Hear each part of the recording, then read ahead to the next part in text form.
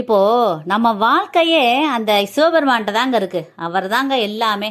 அவர் தான் நம்மளாம் ஒரு பொம்மலாட்டம் மாதிரி. அந்த நூல் அவர் கையில தான் இருக்கு. என்ன ஆட சொல்றாரோ அது மாதிரி ஆடிட்டு அந்த நாடக மேடையில நாடகத்தில் நடிச்சு ஆடி முடிச்சிட்டு ஒரு நாள் டிக்கெட் வாங்கிட்டு மேலே போய்கிட்டே இருக்க வேண்டியதான். அவ்வளவுதான். அவர் என்ன கேரக்டர் கொடுத்துருக்காரோ அதே கேரக்டர் தான் உலகத்தில் நம்ம நடிச்சுக்கிட்டு இருக்கோம். ஒரு நாள் நம்மளோட முடிவு வரும்பொழுது போய்கிட்டே இருக்க வேண்டியதான். அது வரைக்கும் நம்ம இந்த உலகத்திலே தங்கவா போகிறோம்? இல்லை இல்லை, ஒரு நாள் போக தானே வேணும்.